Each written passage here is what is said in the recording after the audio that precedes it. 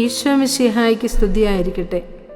പ്രിയ സഹോദരങ്ങളെ, നോമ്പുകാലം നമ്മെ ഒരു ആത്മപരിശോധനയിലേക്ക് വിളിക്കുന്ന വിശുദ്ധകാലമാണ്. ഈ വിശുദ്ധ സമയത്ത് നാം ചിന്തിക്കുന്ന വിഷയം വിനയമുള്ള ഹൃദയം ദൈവകരുണയെ ആകർഷിക്കുന്നു എന്നതാണ്. നമ്മുടെ ആത്മീയ ജീവിതത്തിൻ്റെ ഹൃദയഭാഗത്തെ സ്പർശിക്കുന്ന വലിയൊരു സത്യമാണിത്.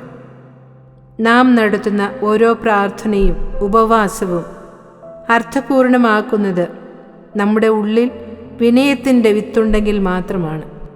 നോമ്പുകാലം പ്രാർത്ഥനയുടെയും ഉപവാസത്തിൻ്റെയും ദാനധർമ്മത്തിൻ്റെയും കാലമാണ്. എന്നാൽ ഈ എല്ലാറ്റിനും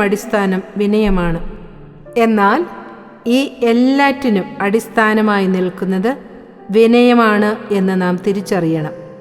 വിനയമില്ലാത്ത പ്രാർത്ഥന വെറും വാക്കുകൾ മാത്രമായി അവശേഷിക്കും. വിനയമില്ലാത്ത ഉപവാസം വെറുമൊരു അനുഷ്ഠാനം മാത്രമാകും. വിനയമില്ലാത്ത ദാനധർമ്മം കേവലം ഒരു പ്രകടനം മാത്രമായി മാറും.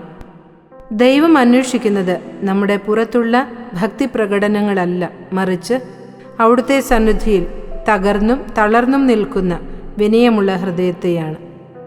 ഈശോ മിശിഹ തൻ്റെ ജീവിതത്തിലൂടെ നമ്മെ പഠിപ്പിച്ചത് ഈ വിനയത്തിൻ്റെ ശക്തിയാണ്, മാതൃകയാണ്.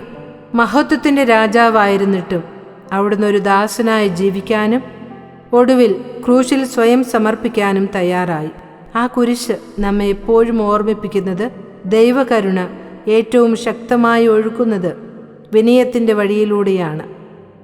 നമ്മുടെ വീഴ്ചകളും ദൗർബല്യങ്ങളും താഴ്മയോടെ സമ്മതിച്ച് ദൈവസന്നിധിയിൽ മുട്ടുകുത്തുമ്പോൾ അവിടുത്തെ കരുണ നമ്മെ ഓരോരുത്തരെയും പുതിയ സൃഷ്ടികളാക്കി മാറ്റുന്നു.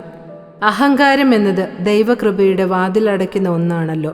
എന്നാൽ വിനയം ആ വാതിലുകൾ നമുക്കായി മലർക്കെ തുറന്നു തരുന്നു.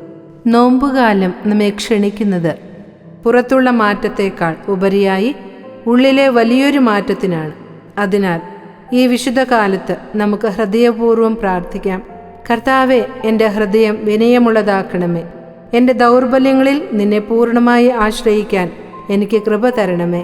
നിന്റെ കരുണ എൻ്റെ ജീവിതത്തെ ആകെ പുതുക്കട്ടെ. നോമ്പുകാലത്തിൻ്റെ ഈ വിശുദ്ധ യാത്രയിൽ വിനയത്തോടെ നമുക്ക് മുന്നേറാം. ദൈവത്തിൻ്റെ അനന്ത കരുണ നമ്മെ ഓരോരുത്തരെയും നയിക്കുകയും അനുഗ്രഹിക്കുകയും ചെയ്യട്ടെ.